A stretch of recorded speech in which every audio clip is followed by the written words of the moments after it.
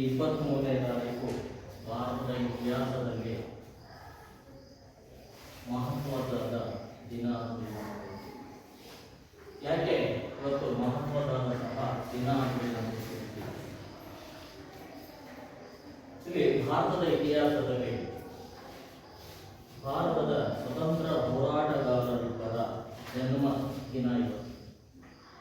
ಆದರೆ ಅಂತಹ ಸ್ವತಂತ್ರ ಹೋರಾಟಗಾರರ ಜನ್ಮದಿನ ಅಂತ ನಾವು ಗೊತ್ತಾದ ಮೇಲೆ ಅವರು ಯಾರು ಎನ್ನುವುದು ನಮಗೆ ಗೊತ್ತಿರಲೇಬೇಕಲ್ಲ. ಯಾರ ಜನ್ಮದಿನ ಇವತ್ತು ಹಾಗಾದ್ರೆ ಯಾರಿದ್ದಾರೆ ಅಂತಹ ವ್ಯಕ್ತಿಗಳು? ಯಾರಿದ್ದಾರೆ?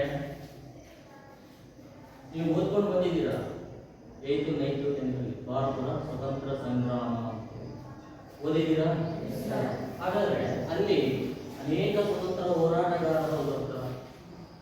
ಅಂತಹ ಸ್ವತಂತ್ರ ಹೋರಾಟಗಾರರು ದೇಶಕ್ಕೋಸ್ಕರವಾಗಿ ತಮ್ಮ ಬಲಿದಾನವನ್ನು ನೀಡಿದ್ದಾರೆ, ತ್ಯಾಗವನ್ನು ಮಾಡಿದ್ದಾರೆ, ಹೋರಾಟವನ್ನು ಕೂಡ ಇಲ್ಲಿ ಮಾಡ್ಕೊಂಡು ಬಂದು ಅದರ ಪ್ರತಿಫಲವನ್ನು ನಾವು ಇವತ್ತು ಅನುಭವಿಸ್ತಾ ಇದ್ದೀವಿ. ಅಂದ್ರೆ ಸ್ವತಂತ್ರವನ್ನು ನಾವು ಪಡ್ಕೊಂಡಿದ್ದೀವಿ ಅಂತೇಳಿ ಕರೆಯುತ್ತೆ. ಅಂತಹ ಮಹಾನ್ ವ್ಯಕ್ತಿಗಳು ಯಾರ್ಯಾರಪ್ಪ ಅಂದ್ರೆ ಒಂದನೇದಾಗಿ ಬಾಲ ಗಂಗಾಧರ್ ತಿಲಕ್ ಅಂತ ಹೇಳಿದ್ರು. ಯಾರು ಬರ್ತಾರೆ? ಅವರು ನಮಗೆ ಒಂದು ಘೋಷಣೆಯನ್ನು ಸಹ ಕೊಡ್ತಾರೆ. ಏನಂತ ಹೇಳ್ತಾರೆ? ಅವರ ಘೋಷಣೆ ಏನಾಗಿತ್ತು? ಸ್ವರಾಜ್ಯ ನನ್ನ ಆಚರಣೆ ಸಿದ್ಧ ಹಕ್ಕು, ಅದನ್ನು ನಾನು ಪಡೆದೇ ಇರುತ್ತೇನೆ ಎನ್ನುವಂತಹ ಘೋಷಣೆಯನ್ನು ಕೊಡ್ತಾರೆ.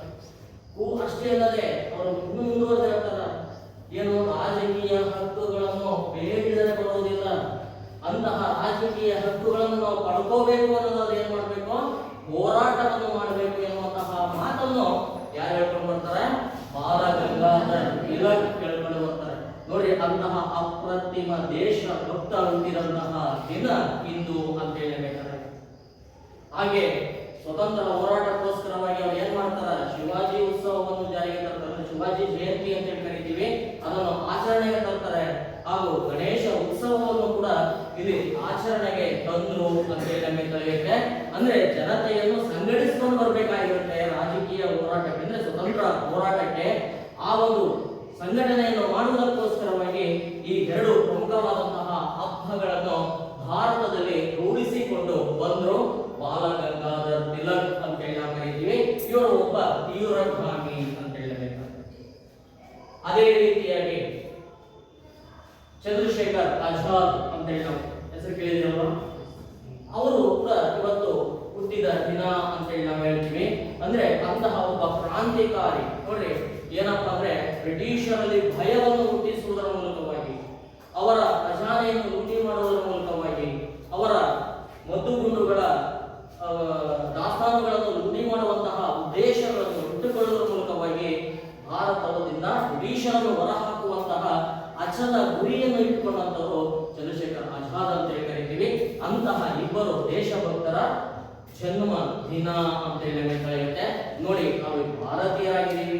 ಭಾರತೀಯರಾದರೂ ಕೂಡ ನಮಗೆ ನಮ್ಮ ಭಾರತೀಯ ಹೋರಾಟದಲ್ಲಿ ತ್ಯಾಗವನ್ನು ಮಾಡಿದಂತಹ, ಬಲಿದಾನವನ್ನು ಮಾಡಿದಂತಹ ವ್ಯಕ್ತಿಗಳ ಬಗ್ಗೆ ನಮಗೆ ಮಾಹಿತಿ ಕೂಡ ಅಲಭ್ಯ ಅಂತ ಹೇಳಿ ನಮಗೆ ನೋಡಿ. ಅಂತಹ ವ್ಯಕ್ತಿಗಳು ನಮಗೆ ಏನಾಗಬೇಕು? ಮಾಡೆಲ್ಸ್ ಆಗಿರ್ಬೇಕು. ಅವರನ್ನು ನಾವು ನಮ್ಮ ಹೀರೋ ಆಗಿ ನಾವು ಅಂದ್ರೆ ಇಟ್ಕೊಂಡ್ರೆ ನಮ್ಮ ಜೀವನವೂ ಕೂಡ ಅವರ ಹಾಗೆ ಇರುತ್ತೆ ಎನ್ನುವಂತಹ ಅಂಶವನ್ನು ನಾವಿಲ್ಲಿ ಗ್ರಹಿಸಬೇಕಾಗುತ್ತೆ.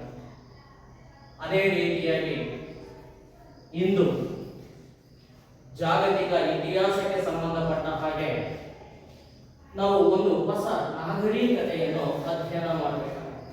ನಿಮಗೆ ಗೊತ್ತಿದೆ ನಾಗರಿಕತೆ ಅಂದ್ರೆ ಏನು? ಏನು ನಾಗರಿಕತೆ ಅಂದ್ರೆ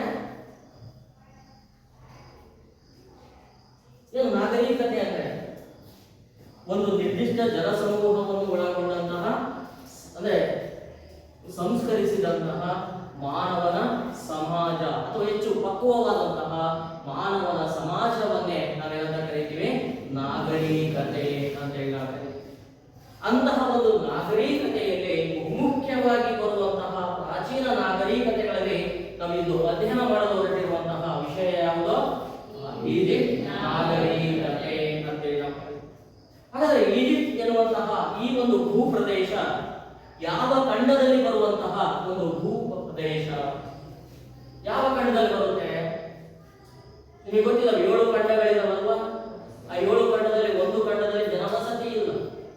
ಅದನ್ನು ಬಿಟ್ಟು ಬಿಟ್ಟುಳಿದಂತಹ 6 ಖಂಡಗಳಲ್ಲಿ ಈಜಿಪ್ಟ್ ಎನ್ನುವಂತಹ ಭೂಭಾಗ ಯಾವ ಖಂಡದಲ್ಲಿ ಬರುತ್ತೆ? ಹಾಗಾದ್ರೆ ಯಾವ ಖಂಡ? ಆಫ್ರಿಕಾ ಖಂಡ ಅಂತೇಳಿ ನಾವು ಕರಿತೀವಿ. ಈ ಆಫ್ರಿಕಾ ಖಂಡದಲ್ಲಿ ಬರುವಂತಹ ಒಂದು ಭೂಭಾಗವೇ ಯಾವುದು? ಈಜಿಪ್ಟ್. ಹಾಗಾದ್ರೆ ಈ ಈಜಿಪ್ಟ್ ಅಂದ ತಕ್ಷಣನೇ ಅಲ್ಲಿ ಒಂದು ನಾಗರಿಕತೆ ಬೆಳ್ಕೊಂಡು ಬರುತ್ತೆ.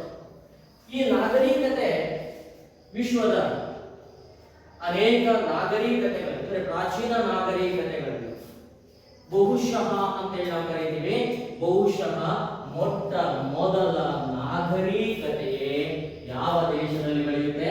ಈಜಿಪ್ಟ್ ದೇಶದ ನೈಲ್ ನದಿಯ ಮುಖಜ ಭೂಮಿಯಲ್ಲಿ ಬೆಳೆದುಕೊಂಡು ಬಂತು ಅಂತ ಹೇಳ್ತಾರೆ. ಹಾಗಾದ್ರೆ ಇಂತಹ ಒಂದು ನಾಗರಿಕತೆ ಆಫ್ರಿಕಾ ಖಂಡದ ಉತ್ತರ ದಿಕ್ಕು ಅಂತೇಳಿ ನಾವು ಕರೀತೀವಿ. ಯಾವ ದಿಕ್ಕು? ಆಫ್ರಿಕಾ ಖಂಡದ ಉತ್ತರ ದಿಕ್ಕಿನ ಪೂರ್ವದ ಅಂಚು ಅಂತೇಳಿ ನಾವು ಕರೀತೀವಿ. ಅಂದ್ರೆ ಪೂರ್ವದ ದಿಕ್ಕಿನ ಕಡೆಗೆ ನಾವು ಗಮನಿಸಿದ್ರೆ ಅಲ್ಲಿ ಬರುವಂತಹ ಭೂಭಾಗವೇ ಯಾವ ಭೂಭಾಗ? ಈಜಿಪ್ಟ್ ದೇಶ ಅಂತೇಳಿ ನಾವು ಕರೀತೀವಿ. ಇಂತಹ ಒಂದು ದೇಶ ಅಥವಾ ಇಂತಹ ಒಂದು ಭೂಭಾಗ ಇಲ್ಲಿ ಕೆಲವೊಂದು ಖಂಡಗಳೊಂದಿಗೆ ಭೌಗೋಳಿಕ ನಿಕಟತೆಯನ್ನು ಒಳಗೊಂಡಿದೆ ಅಂತೇಳಿ ಹೇಳ್ತಾರೆ.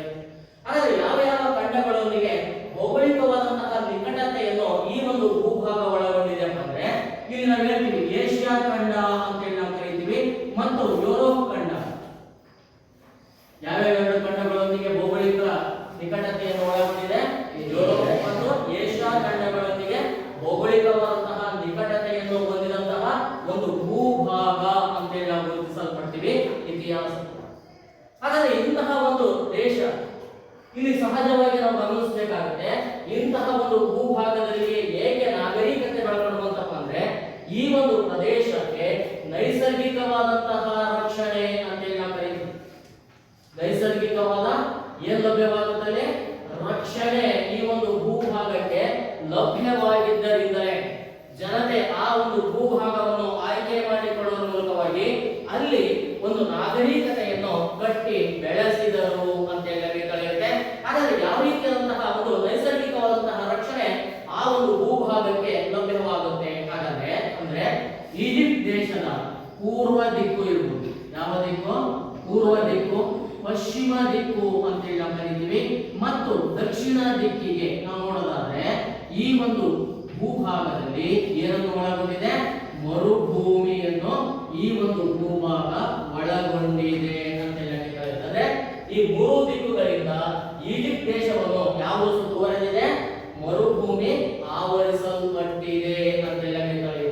ಇನ್ನು ಈಜಿಪ್ಟ್ ದೇಶದ ಉತ್ತರ ದಿಕ್ಕಿಗೆ ನಾವು ನೋಡೋದಾದ್ರೆ ಆ ಉತ್ತರ ದಿಕ್ಕಿನಲ್ಲಿ ಏನಿದೆ ಅಂದ್ರೆ ಮೆಡಿಟೇರಿಯನ್ ಸಮುದ್ರ ಅಂತ ಹೇಳಿ. ಈ ಮೆಡಿಟೇರಿಯನ್ ಸಮುದ್ರ ಯಾವ ಭಾಗದಲ್ಲಿದೆ? ಈಜಿಪ್ಟ್ ದೇಶದ ಉತ್ತರಕ್ಕೆ ಬರುತ್ತೆ. ಹಾಗಾಗಿ ಉತ್ತರದಲ್ಲಿ ಮೆಡಿಟೇರಿಯನ್ ಸಮುದ್ರ, ಪೂರ್ವ, ಪಶ್ಚಿಮ ಮತ್ತು ದಕ್ಷಿಣದಲ್ಲಿ ಮರುಭೂಮಿಯನ್ನು ಒಳಗೊಂಡಿದ್ದರಿಂದಲೇ ಈ ಒಂದು ಭೂಭಾಗಕ್ಕೆ ಏನು ಲಭ್ಯವಾಗುತ್ತೆ? ನೈಸರ್ಗಿಕವಾದಂತಹ ಒಂದು ರಕ್ಷಣೆ ಲಭ್ಯವಾಗಿಕೊಂಡು ಬಂತು ಅಂತ ಹೇಳ್ತಾರೆ. ಯಾವಾಗ ಈ ರೀತಿಯಾದಂತಹ ನೈಸರ್ಗಿಕವಾದಂತಹ ರಕ್ಷಣೆ ಈ ಒಂದು ಭೂಭಾಗಕ್ಕೆ ಲಭ್ಯವಾಗುತ್ತೋ ಆವಾಗ ಇದು ಏನ್ ಮಾಡುತ್ತೆ? ಬಾಹ್ಯ ಶತ್ರುಗಳ ದಾಳಿ ಅಂತ ಹೇಳ್ತಾರೆ. ಯಾರ ದಾಳಿಗಳಿಂದ ತಡೆಗಟ್ಟುತ್ತೆ? ಬಾಹ್ಯವಾಗಿ ಅಂದ್ರೆ ಹೊರಗಡೆಯಿಂದ ಯಾರಾದ್ರೂ ಶತ್ರುಗಳು ಆ ಭೂಭಾಗದ ಮೇಲೆ ದಾಳಿ ಮಾಡೋದಕ್ಕೆ ಬಂದ್ರೆ ಅಂತಹ ದಾಳಿಕೋರರ ದಾಳಿಯನ್ನು ಯಾವ ತಡ್ಕೊಂಡು ಬಂದು ಮರುಭೂಮಿ ಮತ್ತು ಮೆಡಿಟೇರಿಯನ್ ಸಮುದ್ರಗಳು ತಡೆಗಟ್ಟಿದ್ದರಿಂದಲೇ ಇಲ್ಲಿ ಬಹುಮುಖ್ಯವಾಗಿ ನಾವು ಗಮನಿಸಬೇಕಾಗುತ್ತೆ ದೀರ್ಘಕಾಲದವರೆಗೆ ಅಸ್ತಿತ್ವದಲ್ಲಿ ಇರುವಂತಹ ಅತಿ ಮುಖ್ಯವಾದಂತಹ ಒಂದು ನಾಗರಿಕತೆಯಾಗಿ ಮತ್ತು ಶ್ರೀಮಂತ ನಾಗರಿಕತೆಯಾಗಿ ಬೆಳೆಯಲು ಈ ಒಂದು ಭೌಗೋಳಿಕ ಅಂಶಗಳೇ ಕಾರಣವಾಗಿಕೊಂಡು ಬಂದು ಈಜಿಪ್ಟ್ ದೇಶಕ್ಕೆ ಅಂತ ಹೇಳಬೇಕಾಗಿದೆ. ಹಾಗಾದ್ರೆ ಈ ರೀತಿಯಾದಂತಹ ಹಿನ್ನೆಲೆಯನ್ನು ಒಳಗೊಂಡಂತಹ ಈಜಿಪ್ಟ್ ನಾಗರಿಕತೆ ಯಾವ ನದಿಯ ಮುಖಜ ಭೂಮಿಯಲ್ಲಿ ಬೆಳೆಯುತ್ತೆ? ಯಾವ ನದಿಯ ದಡದ ಮೇಲೆ ಬೆಳ್ಕೊಂಡು ಬಂತು? ಹಾಗಾದ್ರೆ ಇಲ್ಲ ಹೇಳಿದ್ರೆ ಯಾವ ನದಿ ಇದೆ? ನೈಲ್ ನದಿ ಅಂತ ಹೇಳಿ ನಾವು ಕರೀತೀವಿ. ಹಾಗಾಗಿ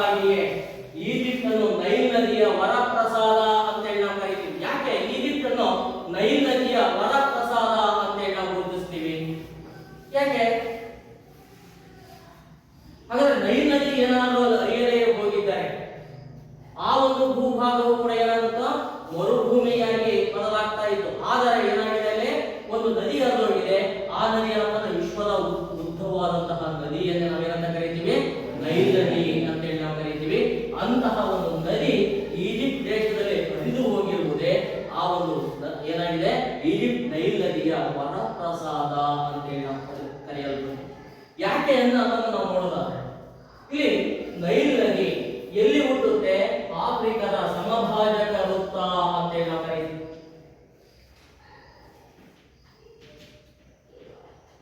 ಎಲ್ಲಿ ಹುಟ್ಟುತ್ತೆ ನೈಲ್ ನದಿ? ಆಫ್ರಿಕಾದಲ್ಲಿ ಬರುವಂತಹ ಸಮಭಾಜಕ ವೃತ್ತದಲ್ಲಿ. ಸಮಭಾಜಕ ವೃತ್ತದಲ್ಲಿ ಹುಟ್ಟುವುದರ ಮೂಲಕವಾಗಿ ನೈಲ್ ನದಿ ಏನ್ ಮಾಡುತ್ತೆ? ತನ್ನ ಪಥವನ್ನು ಉತ್ತರಾಭಿಮುಖ ಅಂತೇಳಿ ನಾವು ಕರೀತೀವಿ. ಉತ್ತರಾಭಿಮುಖವಾಗಿ ಹರಿಯುವಂತಹ ವಿಶ್ವದ ಒಂದು ಅಪರೂಪದ ನದಿಗೆ ನೈಲ್ ನದಿ ಅಂತೇಳಿ ನಾವು ಕರೀತೀವಿ. ಅಂದ್ರೆ ನೀವು ಗಮನಿಸಬಹುದು, ಅನೇಕ ನದಿಗಳಿದಾವ. ಎಲ್ಲಾ ನದಿಗಳು ಏನಾಗಿದಾವಪ್ಪ ಅಂದ್ರೆ ಉತ್ತರದಲ್ಲಿ ಹುಟ್ಟಿ ದಕ್ಷಿಣಕ್ಕೆ ಹರಿತಾವ, ಉತ್ತರದಲ್ಲಿ ಹುಟ್ಟಿ ಪೂರ್ವ ಮತ್ತು ಪಶ್ಚಿಮಕ್ಕೆ ಹರಿತಾವ, ಪಶ್ಚಿಮದಲ್ಲಿ ಹುಟ್ಟಿ ಪೂರ್ವಕ್ಕೂ ಅಥವಾ ಪಶ್ಚಿಮಕ್ಕೆ ಹರಿತವೆ. ಆದ್ರೆ ಇದು ಏನ್ ಮಾಡುತ್ತೆ? ಸಮಭಾಜಕ ವೃತ್ತದಲ್ಲಿ ಹುಟ್ಟೋದ್ರ ಮೂಲಕವಾಗಿ ಯಾವ ದಿಕ್ಕಿನ ಕಡೆಗೆ ಹರಿಯುತ್ತೆ?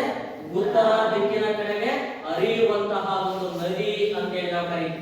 ಹಾಗಾದ್ರೆ ಈ ಒಂದು ನದಿ ಸಮಭಾಜಕ ವೃತ್ತದಲ್ಲಿ ಹುಟ್ಟಿ ಹರಿಯುವಾಗ ತನ್ನ ಇಕ್ಕೆಲಗಳಲ್ಲಿ 15ರಿಂದ 20 ಕಿಲೋಮೀಟರ್ ಅಗಲವಾದಂತಹ ಏನನ್ನು ನಿರ್ಮಾಣ ಮಾಡಿದೆ? ಫಲವತ್ತಾದಂತಹ ಬಯಲು ಪ್ರದೇಶವನ್ನು ನಿರ್ಮಿಸಿಕೊಂಡು ಬಂದಿದೆ ಅಂತ ಹೇಳಬೇಕಾಗಿದೆ. ಏನ್ ನಿರ್ಮಾಣ ಆಗಿದೆ ಹಾಗಾದ್ರೆ? ಈ ನದಿಯ ಇಕ್ಕೆಲಗಳು ಅಂದ್ರೆ ಎರಡೂ ಪಾರ್ಶ್ವಗಳಲ್ಲೂ 15ರಿಂದ 20 ಕಿಲೋಮೀಟರ್ ವ್ಯಾಪ್ತಿಯಲ್ಲಿ ಏನ್ ಮಾಡುತ್ತೆ? ಬೇಸಿಗೆಯಲ್ಲಿ ರಭಸವಾಗಿ ಹರಿಯುವಂತಹ ನೀರು ತನ್ನ ಜೊತೆಗೆ ಮೆಕ್ಕಲು ಮಣ್ಣನ್ನು ಹೊತ್ತು ತರುವುದರ ಮೂಲಕವಾಗಿ ಆ ಮೆಕ್ಕಲು ಮಣ್ಣನ್ನು ಏನ್ ಮಾಡುತ್ತೆ? ಆ ಒಂದು ಈಜಿಪ್ಟ್ ಪ್ರದೇಶದಲ್ಲಿ ಹರಡುವುದರ ಮೂಲಕವಾಗಿ ಆ ಒಂದು ಭೂಭಾಗವನ್ನು ಫಲವತ್ತಾದಂತಹ ಭೂಭಾಗವನ್ನಾಗಿ ನಿರ್ಮಿಸಿಕೊಂಡು ಬಂದಿದೆ ಅಂತ ಹೇಳಬೇಕಾಗಿದೆ. ಯಾವಾಗ ಇಂತಹ ಫಲವತ್ತಾದಂತಹ ಬಯಲು ಈ ಒಂದು ನದಿಯಿಂದ ನಿರ್ಮಾಣವಾಗಿಕೊಂಡು ಬರುತ್ತೋ ಆ ಒಂದು ಪ್ರದೇಶ ಮಾನವನಿಗೆ ಏನನ್ನು ಯಾವುದರ ಅವಶ್ಯಕತೆಯನ್ನು ಪೂರೈಸಿಕೊಂಡು ಬರುತ್ತೆ ನೋಡಿ, ಅವನಿಗೆ ಆಹಾರ ಅಂತೇಳಿ ನಾವು ಕರೀತೀವಿ. ಯಾವುದರಿಂದ? ಈ ಫಲವತ್ತಾದಂತಹ ಪ್ರದೇಶ ಮಾನವನಿಗೆ ಏನನ್ನು ಕಲ್ಪಿಸಿಕೊಡುತ್ತೆ? ಆಹಾರವನ್ನು ಒದಗಿಸಿಕೊಡುತ್ತೆ ಮತ್ತು ತನ್ನ ಸಾಕು ಪ್ರಾಣಿಗಳಿಗೆ ಮೇವನ್ನು ಒದಗಿಸಿಕೊಂಡು ಬಂತು. ಹಾಗಾಗಿ ಈ ಒಂದು ಪ್ರದೇಶವನ್ನು ಮಾನವ ಆಯ್ಕೆ ಮಾಡಿಕೊಳ್ಳುವ ಮೂಲಕವಾಗಿ ಅಲ್ಲಿಯೇ ವಾಸಿಸುವುದರ ಮೂಲಕವಾಗಿ ತನ್ನ ಬದುಕನ್ನು ಕಟ್ಟಿಕೊಂಡ ಅಂತ ಹೇಳಬೇಕಾಗುತ್ತೆ. ಆ ಕಾರಣದಿಂದಾಗಿ ಈಜಿಪ್ಟ್ ಅನ್ನು ನೈಲ್ ನದಿಯ ವರಪ್ರಸಾದ ಅಂತ ಹೇಳಲಾಗ್ತದೆ. ಇದೊಂದೇ ಕಾರಣಕ್ಕೆ ಅಷ್ಟೇ ಅಲ್ಲ ನಾವು ಕರೆಯೋದು, ಇನ್ನೂ ಅನೇಕ ಕಾರಣಗಳು ಬರ್ತವೆ. ಏನಪ್ಪ ಅಂದ್ರೆ ಈ ನೈಲ್ ನದಿ ಉತ್ತರಾಭಿಮುಖವಾಗಿ ಸಮಭಾಜಕ ವೃತ್ತದಲ್ಲಿ ಹುಟ್ಟಿ ಉತ್ತರಾಭಿಮುಖವಾಗಿ ಹರಿಯುವಂತಹ ಈ ನೈಲ್ ನದಿ ತನ್ನ 2 ಉಪನದಿಗಳನ್ನು ಕೂಡ ಒಳಗೊಂಡಿದೆ ಅಂತ ಹೇಳಬೇಕಾಗಿದೆ. ಯಾವ ಯಾವ 2 ಉಪನದಿಗಳನ್ನು ನೈಲ್ ನದಿ ಹೊಂದಿದೆಯಪ್ಪ ಅಂದ್ರೆ ಒಂದು ನೀಲ ನೈಲ್,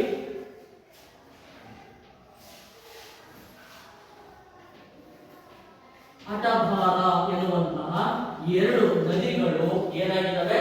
ನೈಲ್ ನದಿಯ ಉಪನದಿಗಳು ಅಂತ ಹೇಳಿ ಕರಿತೀವಿ. ಈ 2 ನದಿಗಳು ಏನಪ್ಪ ಅಂದ್ರೆ ಈ 2 ನದಿಗಳು ಎಲ್ಲಿ ಹುಟ್ಟುವಪ್ಪ ಅಂದ್ರೆ ಅಬಿಸೀನಿಯಾ ಎನ್ನುವಂತಹ ಪರ್ವತದಲ್ಲಿ ಹುಟ್ಟುವುದರ ಮೂಲಕವಾಗಿ ಇವು ಕೂಡ ಬೇಸಿಗೆಯಲ್ಲಿ ಏನ್ ಮಾಡ್ತವ? ರಭಸವಾಗಿ ಹರಿಯುವುದರ ಮೂಲಕವಾಗಿ ತಮ್ಮ ಹುದ್ದಿಗೆ ಮೆಕ್ಕಲು ಮಣ್ಣನ್ನು ಒತ್ತು ತರುವುದರ ಮೂಲಕವಾಗಿ ಈ ಒಂದು ಪ್ರದೇಶದಲ್ಲಿ ಹರಡುವುದರ ಮೂಲಕವಾಗಿ ಆ ಪ್ರದೇಶವನ್ನು ಏನ್ ಮಾಡಿದವೆ? ಫಲವತ್ತಾದಂತಹ ಭೂಭಾಗವನ್ನಾಗಿ ನಿರ್ಮಿಸಿಕೊಂಡು ಬರುವುದರ ಮೂಲಕವಾಗಿ ಮಾನವನ ಮೂಲಭೂತ ಸೌಕರ್ಯಗಳನ್ನು ಆ ನದಿಗಳ ಮುಖಜ ಭೂಮಿಗಳು ಒದಗಿಸಿಕೊಟ್ಟಿದ್ದರಿಂದಲೇ ಈಜಿಪ್ಟ್ ಯಾವ ಒಂದು ವರಪ್ರಸಾದ ಅಂತ ಕರಿತೀವಿ? ನೈಲ್ ನದಿಯ ವರಪ್ರಸಾದ ಅಂತೇಳಿ ನಾವು ಕರೀತೀವಿ. ಅಷ್ಟೇ ಅಲ್ಲದೆ ನಾವು ಗಮನಿಸಬೇಕಾಗುತ್ತೆ, ಯಾವಾಗ ಇವು ಈ ಒಂದು ಮೆಕ್ಕಲು ಮಣ್ಣನ್ನು ಹೊತ್ತು ತಂದು ಫಲವತ್ತಾದಂತಹ ಭೂಭಾಗವನ್ನು ನಿರ್ಮಾಣ ಮಾಡುತ್ತವೋ ಆ ಒಂದು ಭೂಮಿಯನ್ನು ಬಳಸಿಕೊಂಡಂತಹ ಮಾನವ ಮೊದಲು ನದಿಯ ಪಾರ್ಶ್ವಗಳಲ್ಲಿಯೇ ತನ್ನ ಬೇಸಾಯವನ್ನು ಪ್ರಾರಂಭಿಸಿಕೊಂಡು ಬರ್ತಾನೆ. ಅಂದ್ರೆ ದೂರ ಪ್ರಾರಂಭ ಮಾಡಲ್ಲ, ನದಿಗೆ ಹೊಂದಿಕೊಂಡಂತೆ ಏನನ್ನು ಪ್ರಾರಂಭ ಮಾಡ್ತಾನೆ? ಬೇಸಾಯವನ್ನು ಪ್ರಾರಂಭಿಸಿ ತನ್ನ ಬದುಕನ್ನು ಪ್ರಾರಂಭಿಸಿಕೊಂಡು ಬರ್ತಾನೆ. ಹೀಗೆ ಪ್ರಾರಂಭವಾದ ಕಾಲಾನಂತರದಲ್ಲಿ ಆ ಬೇಸಾಯ ದಿನಗಳಂತೆಲ್ಲ ಏನಾಗುತ್ತೆ? ನದಿಯನ್ನು ಬಿಟ್ಟು ಬಹು ದೂರದ ಪ್ರದೇಶವನ್ನು ಕ್ರಮಿಸುವುದರ ಮೂಲಕವಾಗಿ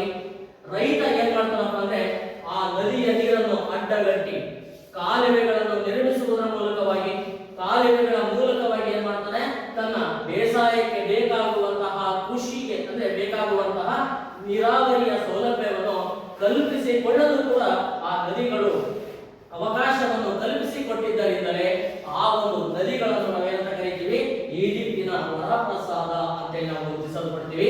ಅಷ್ಟೇ ಅಲ್ಲದೆ ಈ ಹರಿಯುವಂತಹ ನದಿಗಳು ಸುಲಭ ಸಂಚಾರಕ್ಕೆ ಅವಕಾಶವನ್ನು ಕಲ್ಪಿಸಿಕೊಟ್ಟಿದ್ದವು ಅಂತೇಳಿ ಹೇಳ್ತಾರೆ. ಅದರಲ್ಲಿ ಪ್ರಾರಂಭದಲ್ಲಿ ಮಾನವ ಏನ್ ಮಾಡ್ತಾನೆ, ತೆಪ್ಪಗಳನ್ನು ಬಳಸಿ ಏನ್ ಮಾಡ್ತಾನೆ, ಒಂದು ಕಡೆಯಿಂದ ಇನ್ನೊಂದು ಕಡೆಗೆ ತನ್ನ ಅಂದ್ರೆ ಸಾಗಾಟದ ವಸ್ತುಗಳನ್ನು ಸಾಗಿಸಲಿರ್ಬೋದು, ತಾನೇ ಅಂದ್ರೆ ಜನತೆಯನ್ನು ಸಾಗಿಸಲು ಆ ತೆಪ್ಪಗಳನ್ನು ಬಳಸ್ತಾನೆ. ಕಾಲಕ್ರಮೇಣವಾಗಿ ಯಾವುದನ್ನು ಬಳಸ್ತಾನ, ದೋಣಿಯನ್ನು ಬಳಸಿಕೊಳ್ಳುವುದರ ಮೂಲಕವಾಗಿ ಅಂದ್ರೆ ಏನ್ ಮಾಡ್ತಾನೆ, ವ್ಯಾಪಾರ ಮತ್ತು ವಾಣಿಜ್ಯದ ಸಾಮಗ್ರಿಗಳನ್ನು ಒಂದು ಕಡೆಯಿಂದ ಮತ್ತೊಂದು ಕಡೆಗೆ ಸಾಗಿಸಿಕೊಂಡು ಬರ್ತಾನೆ. ಮತ್ತು ಜನತೆಯನ್ನು ಸಾಗಾಟಕ್ಕೆ ಆ ನದಿಯನ್ನೇ ಬಳಸಿಕೊಂಡು ಬಂದಿದ್ದರಿಂದ ಏನಾಗುತ್ತೆ, ನೈಲ್ ಏನಂತ ನಾವು ಕರಿತೀವಿ, ಈಜಿಪ್ಟ್ ಅನ್ನು ನೈಲ್ ನದಿಯ ವರಪ್ರಸಾದ ಅಂತೇಳಿ ನಾವು ಗುರುತಿಸಲ್ಪಡ್ತೀವಿ. ಹಾಗಾಗಿ ಈ ಒಂದು ನದಿ ಏನಾಗಿದೆ, ಈಜಿಪ್ಟ್ ನಾಗರಿಕತೆಯ ಬೆಳವಣಿಗೆಗೆ ಕಾರಣವಾಗಿಕೊಂಡು ಬಂತು ಅಂತೇಳಿ ಹೇಳ್ತಾರೆ. ಹಾಗಾದ್ರೆ ಈ ರೀತಿಯಾದಂತಹ ಸೌಕರ್ಯಗಳನ್ನು ಪಡೆದುಕೊಂಡು ಈಜಿಪ್ಟ್ ನಾಗರಿಕತೆಯನ್ನು ಬೆಳೆಸಿದಂತಹ ಈ ಒಂದು ನಾಗರಿಕತೆಯ ಜನಾಂಗ ಯಾವುದು? ಯಾವ ಜನಾಂಗ ಈ ನಾಗರಿಕತೆಯನ್ನು ಕಟ್ಟಿ ಬೆಳೆಸಿದೆ? ಹಾಗಾದ್ರೆ ಇಲ್ಲಿ ಜನಾಂಗಕ್ಕೆ ಬಂದ್ರೆ ಇತಿಹಾಸಕಾರರಲ್ಲಿ ಒಮ್ಮತವಾದಂತಹ ಅಭಿಪ್ರಾಯ ಇಲ್ಲ ಎಂಬ ಒಂದು ಅಂಶ ನಮಗೆ ಸ್ಪಷ್ಟವಾಗುವುದರ ಮೂಲಕವಾಗಿ ಏನಾಗುತ್ತೆ, ಈ ಒಂದು ಈಜಿಪ್ಟ್ ನಾಗರಿಕತೆಯನ್ನು ಕಟ್ಟಿ ಬೆಳೆಸಿದಂತಹ ಜನಾಂಗ ಉತ್ತರ ಯುರೋಪಿನಿಂದ ಈಜಿಪ್ಟಿಗೆ ವಲಸೆ ಬಂದಂತಹ ಕಕೇಶಿಯನ್ ಜನಾಂಗ ಅಥವಾ ಬಿಳಿಯ ಜನಾಂಗದವರು ಏನ್ ಮಾಡ್ತಾರೆ, ಈಜಿಪ್ಟ್ ನಾಗರಿಕತೆಯನ್ನು ಕಟ್ಟಿ ಬೆಳೆಸಿದರು ಅಂತ ಹೇಳಲಾಗುತ್ತೆ. ಇಂತಹ ಒಂದು ಜನಾಂಗ ಈ ನಾಗರಿಕತೆಯ ಹರಿಕಾರರು ಎಂಬುದನ್ನು ನಾವಿಲ್ಲಿ ಗಮನಿಸಬೇಕಾಗುತ್ತೆ. ಹಾಗಾದ್ರೆ ಈ ರೀತಿಯಾಗಿ ಬೆಳೆದಂತಹ ಈ ನಾಗರಿಕತೆ ನಾವು ಅಧ್ಯಯನ ಮಾಡುವಾಗ ನಮಗೆ ಯಾವ ಯಾವ ಆಧಾರಗಳನ್ನು ಆಧಾರವಾಗಿಟ್ಟುಕೊಂಡು ಈಜಿಪ್ಟ್ ನಾಗರಿಕತೆ ಈಜಿಪ್ಟ್ನಲ್ಲಿ ಇತ್ತು ಎಂಬುದನ್ನು ನಾವಿಲ್ಲಿ ಅಧ್ಯಯನ ಮಾಡಬಹುದಾಗಿದೆ. ಹಾಗಾದ್ರೆ ಯಾವ್ಯಾವ ಆಧಾರಗಳು ಸಿಕ್ಕಿದವ?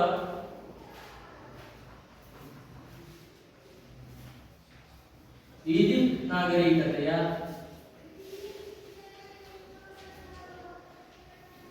ಮೂಲ ಆಧಾರಗಳು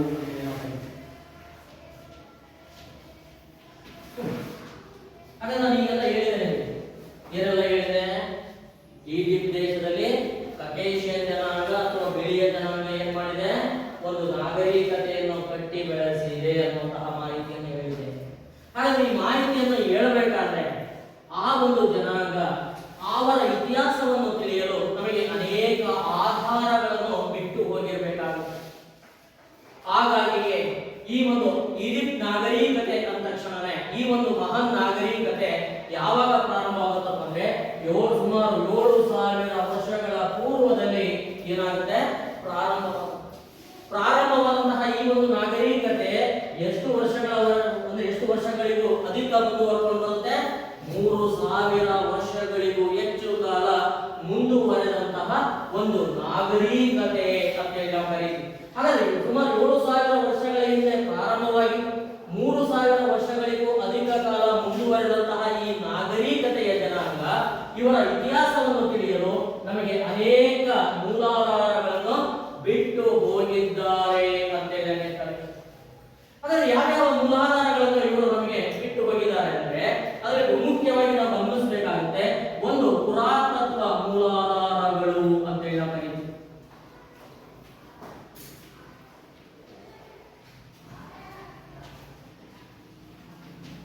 ಎರಡು ಸಾಹಿತ್ಯ ಆಧಾರಗಳು.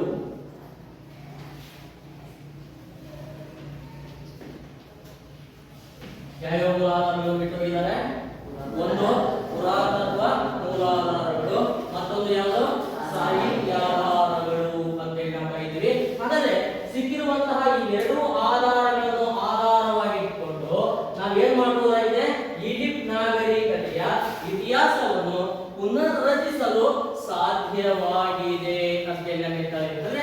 ಆ ಒಂದು ಇತಿಹಾಸವನ್ನು ಅಧ್ಯಯನ ಮಾಡಲು ನಮಗೆ ಸಿಕ್ಕಿರುವಂತಹ ಆಧಾರಗಳು ಇವೆರಡು ಎಂಬ ಒಂದು ಅಂಶವನ್ನು ನಾವಿಲ್ಲಿ ತಿಳ್ಕೊ ಹೋಗಬೇಕಾಗುತ್ತೆ. ಹಾಗಾದ್ರೆ ಯಾವ್ಯಾವ ಮೂಲಾಧಾರಗಳು ಇಲ್ಲಿ ಲಭ್ಯವಾಗ್ತಾ ಹೋಗ್ತವೆ? ಅಂತಹ ಆಧಾರಗಳು ಏನೇ ಸಿಕ್ಕಿದಾವ ನಮಗೆ ಅಂದ್ರೆ ಇಲ್ಲಿ ಬಹುಮುಖ್ಯವಾಗಿ ನಾವು ಗಮನಿಸಬೇಕಾಗುತ್ತೆ. ಈಜಿಪ್ಟ್ ಅಂದ ತಕ್ಷಣನೇ ಪಿರಮಿಡ್ಗಳು ಅಂತೇಳಿ ನಾವು ಕರಿತೀವಿ. ಏನ್ ಲಭ್ಯವಾಗಿದೆ ನಮಗೆ? ಪಿರಮಿಡ್ಗಳು. ಇಲ್ಲಿ ನಮಗೆ ಯಾವ ಇತಿಹಾಸವನ್ನು ಹೇಳ್ತವ? ಈಜಿಪ್ಟ್ ನಾಗರಿಕತೆಯ ಇತಿಹಾಸವನ್ನು ಹೇಳುವಂತಹ ಬಹುಮುಖ್ಯ ಆಧಾರಗಳು ಅಂತೇಳಿ ನಾವು ಕರಿತೀವಿ. ಈ ಪಿರಮಿಡ್ಗಳ ನಂತರದಲ್ಲಿ ದೇವಸ್ಥಾನಗಳು ಅಂತೇಳಿ ಕರಿತೀವಿ. ಏನ್ ಸಿಕ್ಕಿದವ? ದೇವಸ್ಥಾನಗಳಿದಾವ.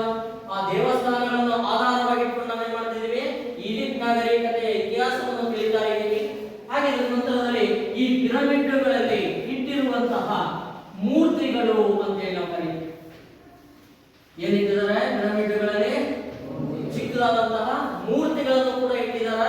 ಅಂತಹ ಮೂರ್ತಿಗಳನ್ನು ಕೂಡ ನಾವು ಏನ್ ಮಾಡ್ತೀವಿ? ಈ ಈಜಿಪ್ಟ್ ನಾಗರಿಕತೆಯ ಅಧ್ಯಯನಕ್ಕೆ ಆಧಾರಗಳನ್ನಾಗಿ ಬಳಸ್ಕೊಳ್ತಾ ಇದ್ದೀವಿ. ಹಾಗೆ ಅದರ ಜೊತೆಗೆ ಸ್ಪ್ರಿಂಗ್ಸ್ ಅಂತೇಳಿ ನಾವು ಕರೀತೀವಿ. ಈ ಸ್ಪ್ರಿಂಗ್ಸ್ ವಿಗ್ರಹ ಮೂರ್ತಿಗಳು ಅಂತೇಳಿ ನಾವು ಕರೀತೀವಿ. ಅಂತಹ ಸ್ಪ್ರಿಂಗ್ಸ್ ಮೂರ್ತಿಗಳು ಕೂಡ ಇಲ್ಲಿ ನಮಗೆ ಅಸಂಖ್ಯಾತ ಸಂಖ್ಯೆಯಲ್ಲಿ ಲಭ್ಯವಾಗಿದ್ದಾವೆ. ಅವು ಕೂಡ ಈಜಿಪ್ಟ್ ನಾಗರಿಕತೆಯ ಬಗ್ಗೆ ಮಾಹಿತಿಯನ್ನು ನೀಡುತ್ತವೆ. ಹಾಗೆ ಇದರ ಜೊತೆಗೆ ಅನೇಕ ಚಿತ್ರ ಕಲೆ ಅಂತೇಳಿ ನಾವು ಕರೀತೀವಿ. ಅಂದ್ರೆ ಅಲ್ಲಿ ಚಿತ್ರಿಸಲ್ಪಟ್ಟಂತಹ ಅನೇಕ ವರ್ಣಚಿತ್ರಕಲಾ ಆಕೃತಿಗಳು ಅಂತೇಳಿ ಕರೀತೀವಿ. ಅಂತಹ ಚಿತ್ರಕಲೆಯು ಕೂಡ ನಮಗೆ ಈಜಿಪ್ಟ್ ನಾಗರಿಕತೆಯ ಬಗ್ಗೆ ಮಾಹಿತಿಯನ್ನು ನೀಡಿಕೊಂಡು ಬರುತ್ತೆ. ಹಾಗೆ ಅವರು ನಿರ್ಮಿಸಿಕೊಂಡಂತಹ ಆಭರಣಗಳು ಏನ್ ಬರ್ತವೆ ಇಲ್ಲಿ? ಆಭರಣಗಳು ಅಂದ್ರೆ ಅವರು ಬಳಸುತ್ತಿದ್ದಂತಹ ಆಭರಣಗಳು ಕೂಡ ನಮಗೆ ಈಜಿಪ್ಟ್ ನಾಗರಿಕತೆಯ ಮಾಹಿತಿಯನ್ನು ನೀಡಿಕೊಂಡು ಬರುತ್ತೆ. ಹಾಗೆ ಇದರ ಜೊತೆಯಲ್ಲಿ ಮುಖ್ಯವಾಗಿ ನಾವು ಗಮನಿಸಬೇಕಾಗುತ್ತೆ ರೋಸೆಟ್ಟಾ ಶಿಲಾಶಾಸನ ಅಂತೇಳಿ ನಾವು ಕರೀತೀವಿ.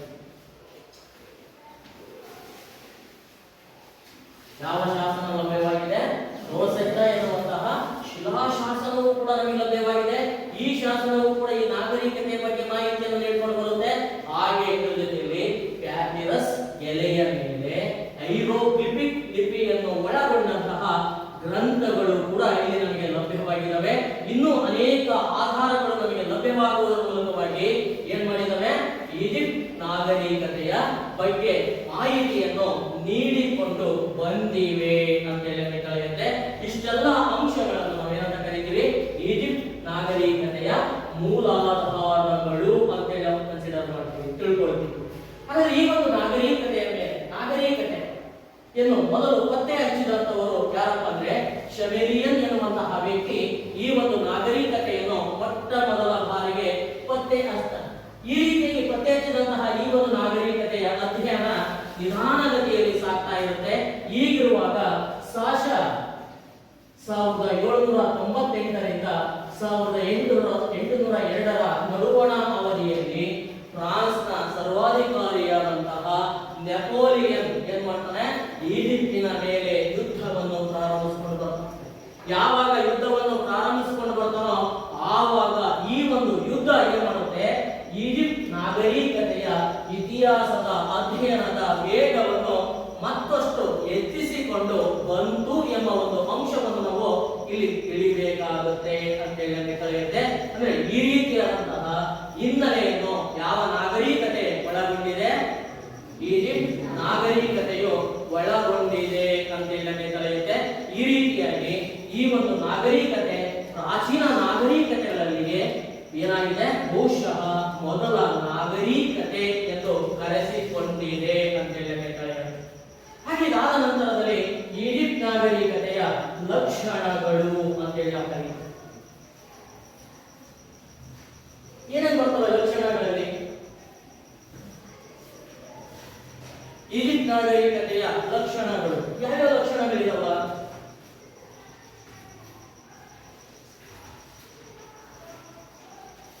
ಇಲ್ಲಿ ಮೊದಲನೇದಾಗಿ ರಾಜಕೀಯ ಸ್ಥಿತಿ. ಮೊದಲನೇದು ರಾಜಕೀಯ ಸ್ಥಿತಿ ಅಂದ್ರೆ ಇಲ್ಲಿ ಮುಖ್ಯವಾಗಿ ನಾವು ಗಮನಿಸಬೇಕಾಗುತ್ತೆ ರಾಜಕೀಯ ಸ್ಥಿತಿ, ಸಾಮಾಜಿಕ ಸ್ಥಿತಿ, ಆರ್ಥಿಕ ಸ್ಥಿತಿ, ಧಾರ್ಮಿಕ ಇರ್ಬೋದು. ಹಾಗೆ ಲಿಪಿ ಅಂದ್ರೆ ಸಾಹಿತ್ಯ ಮತ್ತು ಕಲಿಕೆ ಅಂತ ಹೇಳಿ ನಾವು ಕರಿತೀವಿ. ವಿಜ್ಞಾನ ಬರುತ್ತೆ, ಕಲೆ ಮತ್ತು ವಾಸ್ತುಶಿಲ್ಪ, ಇವೆಲ್ಲವೂ ಕೂಡ ಏನು ಈಜಿಪ್ಟ್ ನಾಗರಿಕತೆಯ ಲಕ್ಷಣಗಳು ಅಂತ ಹೇಳಿ ನಾವು ಕರಿತೀವಿ. ಹಾಗಾದ್ರೆ ಇಲ್ಲಿ ರಾಜಕೀಯ ಸ್ಥಿತಿ ಈಜಿಪ್ಟ್ ನಾಗರಿಕತೆಯ ಲಕ್ಷಣಗಳಲ್ಲಿ ಬಹುಮುಖ್ಯವಾದಂತಹ ಲಕ್ಷಣ ಅಂತ ಹೇಳಿ ನಾವು ಕರೀತೀವಿ. ಆದರೆ ಈಜಿಪ್ಟ್ನ ಜನಾಂಗ ಎಂತಹ ರಾಜಕೀಯ ವ್ಯವಸ್ಥೆಯನ್ನು ಇವರು ಒಳಗೊಂಡಿದ್ರು ಹಾಗಾದರೆ?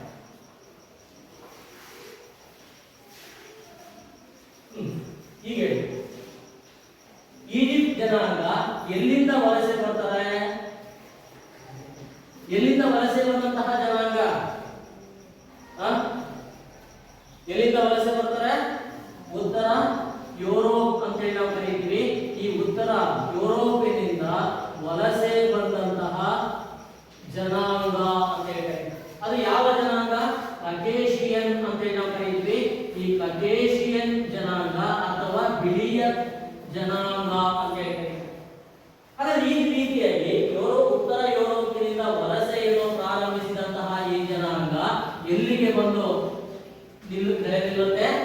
ಈಜಿಪ್ಟಿಗೆ ಬರುವುದರ ಮೂಲಕವಾಗಿ ಅಲ್ಲಿ ನೆಲೆ ನಿಲ್ಲುತ್ತೆ. ಹೀಗೆ ನೆಲೆ ನಿಂತಹ ಈ ಜನ ಪ್ರಾರಂಭದಲ್ಲಿ ಏನ್ ಮಾಡ್ತಾರೆ? ಹಳ್ಳಿಗಳನ್ನು ಕಟ್ಟಿ ತಮ್ಮ ಜೀವನವನ್ನು ಪ್ರಾರಂಭಿಸಿಕೊಂಡು ಬಂದ್ರು ಅಂತ ಹೇಳ್ತಾರೆ. ಹಾಗಾಗಿ ಈಜಿಪ್ಟ್ ನಾಗರಿಕತೆಗಳಲ್ಲಿ ಏನಾಗುತ್ತದೆ? ಹಳ್ಳಿಗಳು ಬೆಳೆದುಕೊಂಡು ಬರ್ತವೆ. ಯಾವಾಗ ಹಳ್ಳಿಗಳು ಬೆಳೆದುಕೊಂಡು ಬರ್ತವೋ ಇವೇ ಹಳ್ಳಿಗಳು ಕಾಲ ಕಳೆದಂತೆಲ್ಲ ಏನಾಗ್ತವೆ? ಬೆಳೆದುಕೊಂಡು ಬರುವುದರ ಮೂಲಕವಾಗಿ ಏನಾಗಿ ಪರಿವರ್ತನೆ ಆಗ್ತವೆ? ನಗರಗಳಾಗಿ ಬೆಳೆದುಕೊಂಡು ಬರುತ್ತವೆ. ಇಂತಹ ನಗರಗಳನ್ನು ನಾವು ಈ ಒಂದು ಈಜಿಪ್ಟಿನ ರಾಜಕೀಯ ಸ್ಥಿತಿಯಲ್ಲಿ ಏನಂತ ಕರೀತೀವಿ? ನಗರ ರಾಜ್ಯಗಳು ಅಂತ ನಾವು ಗುರುತಿಸಲ್ಪಡ್ತೀವಿ. ಹಾಗಾದ್ರೆ ಈ ಈಜಿಪ್ಟಲ್ಲಿ ಏನ್ ಬೆಳ್ಕೊಂಡು ಬಂದ್ವಿ? ಈಗ ನಗರ ರಾಜ್ಯಗಳು ಬೆಳೆದುಕೊಂಡು ಬರುವುದರ ಮೂಲಕವಾಗಿ ಇಂತಹ ಅಸಂಖ್ಯಾತ ನಗರ ರಾಜ್ಯಗಳು ಯಾರಿಂದ ಆಳ್ವಿಕೆಗೆ ಒಳಪಡ್ತವೆ? ರಾಜನಿಂದ. ಅಂದ್ರೆ ಒಬ್ಬ ವ್ಯಕ್ತಿಯನ್ನು ಅವರು ತಮ್ಮ ರಾಜನನ್ನಾಗಿ ನೇಮಿಸಿಕೊಳ್ಳುವುದರ ಮೂಲಕವಾಗಿ ಆ ರಾಜ ಏನ್ ಮಾಡ್ತಾನೆ? ನಗರ ರಾಜ್ಯಗಳ ಆಳ್ವಿಕೆಯನ್ನು ನಿರ್ವಹಿಸಿಕೊಂಡು ಬಂದ ಅಂತ ಹೇಳಿ ಕಳೆಯುತ್ತೆ. ಇಂತಹ ಒಂದು ಕಾಲವನ್ನೇ ಈಜಿಪ್ಟಿನ ನಾಗರಿಕತೆಯಲ್ಲಿ ಏನಂತ ಕರೀತೀವಿ? ರಾಜಮನೆತನಗಳ ಪೂರ್ವ ಕಾಲ ಅಂತ ಹೇಳಿ ನಾವು ಕರೀತೀವಿ. ಅಂದ್ರೆ ರಾಜಮನೆತನಗಳು ಅಧಿಕಾರಕ್ಕೆ ಬರುವುದಕ್ಕಿಂತಲೂ ಪೂರ್ವದಲ್ಲಿ ಇದ್ದಂತಹ ಒಂದು ಕಾಲ ಅಂತ ಹೇಳಿ ನಾವು ಕರೆಯಲ್ಪಡ್ತೀವಿ ಈ ನಗರ ರಾಜ್ಯಗಳ ಆಡಳಿತ. ಹೀಗಿರುವಾಗ ನಗರ ರಾಜ್ಯಗಳು ಆಂತರಿಕ ಕಲಹ ಅಂತ ಹೇಳಿ ನಾವು ಕರೀತೀವಿ. ಯಾವುದರಲ್ಲಿ ತೊಡಗಿಕೊಳ್ತವ? ಯಾವುದರಲ್ಲಿ ತೊಡಗಿಕೊಂಡು ನಗರ ರಾಜ್ಯಗಳು ಆಂತರಿಕ ಕಲಹಗಳಲ್ಲಿ ತೊಡಗಿಕೊಳ್ತವೆ. ಯಾವಾಗ ಆಂತರಿಕ ಕಲಹಗಳಲ್ಲಿ ತೊಡಗಿಕೊಳ್ತವೋ ಇಂತಹ ಆಂತರಿಕ ಕಲಹಗಳು ಅನೇಕ ನಗರ ರಾಜ್ಯಗಳ ಅವನತಿಗೆ ಕಾರಣವಾಗುವ ಮೂಲಕವಾಗಿ ಇಲ್ಲಿ ಏನ್ ಬೆಳ್ಕೊಂಡು ಬರುತ್ತಪ್ಪ ಅಂದ್ರೆ ಇಲ್ಲಿ ರಾಜ್ಯಗಳ ಉದಯವಾಗಿಕೊಂಡು ಬರುವುದರ ಮೂಲಕವಾಗಿ ಇಂತಹ ರಾಜ್ಯಗಳು ಏನಾಗ್ತವೆ?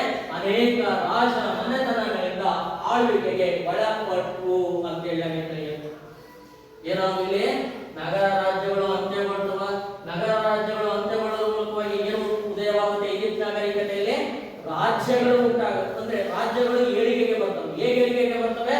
ನಗರ ರಾಜ್ಯಗಳು ಆಂತರಿಕ ಕಲಹಗಳಲ್ಲಿ ತೊಡಗಿಕೊಂಡಿದ್ದರಿಂದ, ಅಂದ್ರೆ ಒಬ್ಬರು ಕಂಡ್ರೊಬ್ಬರಿಗೆ ದ್ವೇಷ ಅಸೂಯೆ ಬೆಳೆದುಕೊಂಡು ಬರೋದ್ರ ಮೂಲಕವಾಗಿ ಪರಸ್ಪರ ಇಬ್ಬರು ಏನಾಗ್ತಾರೆ? ಶತ್ರುಗಳಾಗಿ ಪರಿಣಮಿಸ್ತಾರೆ. ಅದರಲ್ಲಿ ಯಾರು ಪ್ರಬಲನಾಗಿರ್ತಾನೋ ಅಂತ ರಾಜ ದುರ್ಬಲ ನಗರ ರಾಜ್ಯಗಳ ರಾಜನನ್ನು ಸೋಲಿಸಿ ಅಂತಹ ನಗರ ರಾಜ್ಯವನ್ನು ಏನ್ ಮಾಡ್ತಾನ? ತನ್ನ ನಗರ ರಾಜ್ಯದಲ್ಲಿ ವಿಲೀನಗೊಳಿಸಿಕೊಳ್ತಾನ. ಯಾವಾಗ ವಿಲೀನಗೊಳಿಸಿಕೊಳ್ತಾನೋ ಆವಾಗ ಈಜಿಪ್ಟ್ ನಾಗರಿಕತೆಯಲ್ಲಿ ಏನು ಪ್ರಾರಂಭವಾಗುತ್ತೆ? ರಾಜ್ಯಗಳ ಉದಯ ಪ್ರಾರಂಭವಾಗಿಕೊಂಡು ಬಂತು ಅಂತ ಹೇಳಬೇಕಾಗುತ್ತೆ. ಹಾಗಾದ್ರೆ ಇಂತಹ ರಾಜ್ಯಗಳು ಯಾರಿಂದ ಆಳ್ವಿಕೆಗೆ ಒಳಪಡ್ತವೆ? ಅನೇಕ ರಾಜ ಮನೆತನಗಳು ಇಲ್ಲಿ ಏಳಿಗೆಗೆ ಬರುವುದರ ಮೂಲಕವಾಗಿ ಅಂತಹ ರಾಜ ಮನೆತನಗಳಿಂದ ಈ ರಾಜ್ಯಗಳು ಈಜಿಪ್ಟ್ ನಾಗರಿಕತೆಯಲ್ಲಿ ಆಳಲ್ಪಟ್ಟು ಅಂತ ಹೇಳಬೇಕಾಗುತ್ತೆ. ಹಾಗಾಗಿಯೇ ಈಜಿಪ್ಟಿನ ನಾಗರಿಕತೆಯಲ್ಲಿ ಬಹುಮುಖ್ಯವಾಗಿ ನಾವು ಗಮನಿಸಬೇಕಾಗುತ್ತೆ 3000 ವರ್ಷಗಳ ಇತಿಹಾಸದಲ್ಲಿ ಸುಮಾರು 30 ರಾಜ ಮನೆತನಗಳು ಏನ್ ಮಾಡಿದವೆ? ಈಜಿಪ್ಟ್ ಅನ್ನು ಆಳ್ವಿಕೆ ಮಾಡಿಕೊಂಡು ಬಂದಿವೆ ಅಂತ ಹೇಳುತ್ತೆ. ಅಷ್ಟೇ ಅಲ್ಲದೆ ಈ ಒಂದು ರಾಜ ಮನೆತನ 6ರಿಂದ 7 ಶತಮಾನಗಳವರೆಗೆ ಮಾತ್ರವೇ ಬದುಕಿರುವುದರ ಮೂಲಕವಾಗಿ ಈಜಿಪ್ಟ್ ಅನ್ನು ಆಳಲು ಸಾಧ್ಯವಾಯಿತು ಎನ್ನುವಂತಹ ನಾವಿಲ್ಲಿ ಗ್ರಹಿಸಬೇಕಾಗುತ್ತೆ ಅಂತ ಹೇಳಿ ಕರೆಯುತ್ತೆ. ಹಾಗಾಗಿಯೇ ಈ ಈಜಿಪ್ತಿನ ನಗರ ಅಥವಾ ರಾಜ್ಯದ ರಾಜನನ್ನು ನಾವು ಏನಂತ ಕರಿತೀವಪ್ಪ ಅಂದ್ರೆ ಫೇರೋ.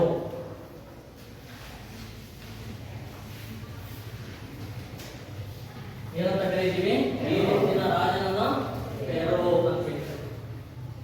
ಹಾಗಾದ್ರೆ ಈಜಿಪ್ತಿನ ರಾಜನನ್ನು ಫೇರೋಗಳೆಂದು ಇಲ್ಲಿ ಸರ್ವೇ ಸಾಮಾನ್ಯವಾಗಿ ಅಲ್ಲಿ ಕರೆಯಲಾಗುತ್ತಿತ್ತು ಅಂತ ಹೇಳಬೇಕಾಗಿದೆ. ಹಾಗಾದ್ರೆ ಫೇರೋ ಇಲ್ಲಿ ಮುಖ್ಯವಾಗಿ ಗಮನಿಸಬೇಕಾಗುತ್ತೆ. ಇಲ್ಲಿ ಫೇರೋ ಕೆಲವೊಂದು ಅಪರಿಮಿತವಾದಂತಹ ಅಧಿಕಾರವನ್ನು ಒಳಗೊಂಡಿದ್ದ ಅಂತ ಹೇಳಬೇಕಾಗಿದೆ. ಎಂತಹ ಅಧಿಕಾರವನ್ನು ಒಳಗೊಂಡಿರ್ತಾನೆ? ಫೇರೋನ ಅಧಿಕಾರ ಹೇಗಿರುತ್ತೆ? ಅಪರಿಮಿತವಾಗಿತ್ತು. ಅಂದ್ರೆ ಯಾಕೆ ಅಪರಿಮಿತವಾದಂತಹ ಅಧಿಕಾರವನ್ನು ಒಳಗೊಂಡಿದ್ದಪ್ಪ ಅಂದ್ರೆ ಇವನು ಭೂಮಿಯ ಮೇಲಿನ ದೇವರ ಪ್ರತಿನಿಧಿ ಅಂತ ಹೇಳಿ ಪರಿಗಣಿಸಲ್ಪಡ್ತಾನೆ. ಯಾವಾಗ ಆ ರೀತಿಯಾಗಿ ಆ ಪ್ರಜೆಗಳು ಇದನ್ನು ನಂಬುತ್ತಾರೋ ಆವಾಗ ಫೇರೋ ಎನ್ನುವಂತಹ ವ್ಯಕ್ತಿ ಏನಾಗ್ತಾನೆ? ಅಪರಿಮಿತವಾದಂತಹ ಅಧಿಕಾರ, ಅಂದ್ರೆ ಯಾರೂ ಕೂಡ ಅವನನ್ನು ಪ್ರಶ್ನೆ ಮಾಡದೇ ಇರುವಂತಹ ಅಧಿಕಾರವನ್ನು ಯಾರು ಈಜಿಪ್ಟ್ನಲ್ಲಿ ಒಳಗೊಳ್ತಾರ? ರಾಜ ಅಥವಾ ಫೇರೋ ಎನ್ನುವಂತಹ ವ್ಯಕ್ತಿ ಒಳಗೊಂಡ ಅಂತ ಹೇಳಬೇಕಾಗಿದೆ. ಹೀಗಿರುವಾಗ ಸಾಶಾಪು 3000ರಲ್ಲಿ ಒಬ್ಬ ರಾಜ ಅಧಿಕಾರವನ್ನು ವಹಿಸುವ ಆತನನ್ನೇ ನಾವು ವೀನಸ್ ಅಂತ ಹೇಳಿ ಯಾವ ಫೇರೋಗೆ ಅಧಿಕಾರವನ್ನು ವಹಿಸಿಕೊಳ್ತಾರೆ? ಸಾಶಾಪು 3000ರಲ್ಲಿ ಇಲ್ಲಿ ಯಾರು ಬರ್ತಾರೆ? ರಾಜನ ಫೇರೋಗೆ ಅಧಿಕಾರಕ್ಕೆ ವೀನಸ್ ಎನ್ನುವಂತಹ ಅಧಿಕಾರಿ ಬರ್ತಾನೆ. ರಾಜನಾಗಿ ಅಧಿಕಾರವನ್ನು ವಹಿಸಿಕೊಳ್ತಾನೆ. ಇವನು ಯಾವಾಗ ಅಧಿಕಾರವನ್ನು ವಹಿಸಿಕೊಳ್ತಾನೋ ಆವಾಗ ಇವನು ಏನ್ ಮಾಡ್ತಾನಪ್ಪ ಅಂದ್ರೆ ಉತ್ತರ ಈಜಿಪ್ಟ್ ಮತ್ತು ದಕ್ಷಿಣ ಈಜಿಪ್ಟ್ ಅಂತ ಹೇಳಿ ನಾವು ಕರೀತೀವಿ. ಈ ಎರಡೂ ಭೂಭಾಗಗಳನ್ನು ಒಟ್ಟುಗೂಡಿಸುವುದರ ಮೂಲಕವಾಗಿ ಮೆಂಫಿಸ್ ಎನ್ನುವಂತಹ ಪ್ರದೇಶ ಅಂತ ಹೇಳಿ. ಯಾವ ಭೂಭಾಗ ಇದೆ ಅಲ್ಲಿ? ಮೆಂಫಿಸ್ ಎನ್ನುವಂತಹ ನಗರ ಬರುತ್ತೆ. ಆ ಮೆಂಫಿಸ್ ಎನ್ನುವಂತಹ ನಗರವನ್ನು ತನ್ನ ರಾಜಧಾನಿಯನ್ನಾಗಿ ಮಾಡಿಕೊಳ್ಳುವುದರ ಮೂಲಕವಾಗಿ ಅಧಿಕಾರವನ್ನು ನಡೆಸಿದ ಅಂತ ಹೇಳುತ್ತೆ. ಆದ್ದರಿಂದಲೇ ಈಜಿಪ್ಟಿನ ರಾಜಕೀಯ ಸ್ಥಿತಿಯಲ್ಲಿ ಫೇರೋ ಎನ್ನುವಂತಹ ಸಂಸ್ಥೆ ಬಲಿಷ್ಠವಾದಂತಹ ಸಂಸ್ಥೆಯಾಗಿತ್ತು ಅಂತ ಹೇಳಬೇಕು. ಯಾಕೆ ಫೇರೋ ಎನ್ನುವಂತಹ ಸಂಸ್ಥೆ ಬಲಿಷ್ಠವಾದಂತಹ ಸಂಸ್ಥೆ? ಯಾಕೆ ಬಲಿಷ್ಠವಾದಂತಹ ಸಂಸ್ಥೆ? ಇಲ್ಲಿ ಫೇರೋ ಎನ್ನುವಂತಹ ಸಂಸ್ಥೆ ಕೆಲವೊಂದು ಅಧಿಕಾರವನ್ನು ಒಳಗೊಂಡಿರುತ್ತೆ. ಯಾವ್ಯಾವ ಅಧಿಕಾರವನ್ನು ಒಳಗೊಂಡಿರುತ್ತಪ್ಪ ಅಂದ್ರೆ ರಾಜಕೀಯ ಅಧಿಕಾರ ಅಂತ ಹೇಳಿ. ಯಾವ ಅಧಿಕಾರವನ್ನು ಒಳಗೊಂಡಿದೆ? ರಾಜಕೀಯ ಅಧಿಕಾರವನ್ನು ಒಳಗೊಂಡಿದೆ ಮತ್ತು ಇದರ ಜೊತೆಯಲ್ಲಿ ಧಾರ್ಮಿಕ ಅಂತ ಹೇಳಿ ನಾವು ಯಾವ ಅಧಿಕಾರವನ್ನು ಒಳಗೊಂಡಿದೆ? ರಾಜಕೀಯ ಮತ್ತು ಧಾರ್ಮಿಕ ಎನ್ನುವಂತಹ ಎರಡು ಅಧಿಕಾರವನ್ನು ಈ ಒಂದು ಫೇರೋ ಎನ್ನುವಂತಹ ಸಂಸ್ಥೆ ಒಳಗೊಂಡಿದ್ದರಿಂದಲೇ ಇದು ಈಜಿಪ್ಟ್ನಲ್ಲೇ ಬಲಿಷ್ಠವಾದಂತಹ ಒಂದು ಸಂಸ್ಥೆಯಾಗಿ ತನ್ನ ಅಧಿಕಾರವನ್ನು ನಡೆಸಿಕೊಂಡು ಬಂತು ಅಂತ ಹೇಳಿದ್ದಾರೆ. ಹೀಗಿರುವಾಗ ಈಜಿಪ್ಟ್ನಲ್ಲಿ ರಾಜ್ಯ ಕೆಲವೊಂದು ಮೂಲಭೂತ ಲಕ್ಷಣಗಳನ್ನು ಬೆಳೆಸಿಕೊಂಡು ಬಂತು ಅಂತ ಹೇಳಬೇಕಾಗುತ್ತೆ. ಅಂತಹ ಪ್ರಮುಖವಾದಂತಹ ಈ ಒಂದು ವ್ಯವಸ್ಥೆ, ರಾಜ್ಯ ವ್ಯವಸ್ಥೆಯ ಮೂಲ ಲಕ್ಷಣಗಳು ಯಾವ್ಯಾವು ಅಂದ್ರೆ ಮೊದಲನೇದು ಬಲಿಷ್ಠವಾದ ಕೇಂದ್ರ ಸರ್ಕಾರ, ಬಲಿಷ್ಠವಾದ ಕೇಂದ್ರ ಸರ್ಕಾರ,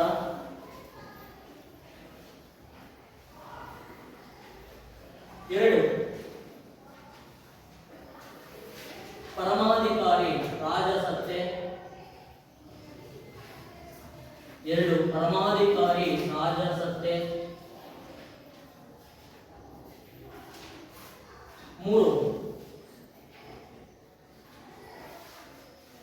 ಮೂರನೇದು ಸುನಿಯಂತ್ರಿತ ಆಡಳಿತ,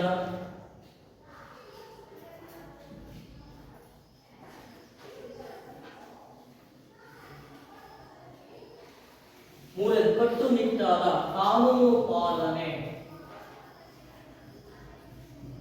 ಕಟ್ಟುನಿಟ್ಟಾದ ಕಾನೂನು ಪಾಲನೆ ಅಂತೇಳಿ ನಾವು ಕರೀತೀವಿ. ಈ ಅಂಶಗಳನ್ನು ಈಜಿಪ್ತಿನ ರಾಜ್ಯ ಏನ್ ಮಾಡುತ್ತೆ, ಇಲ್ಲಿ ಮೂಲ ಲಕ್ಷಣಗಳನ್ನಾಗಿ ಅಳವಡಿಸಿಕೊಳ್ಳುವ ಮೂಲಕವಾಗಿ ಒಂದು ಪ್ರಬಲವಾದಂತಹ ರಾಜ್ಯವಾಗಿ ಏಳಿಗೆಗೆ ಬಂತು ಅಂತೇಳಿ ನಮಗೆ ಕರೆಯುತ್ತೆ.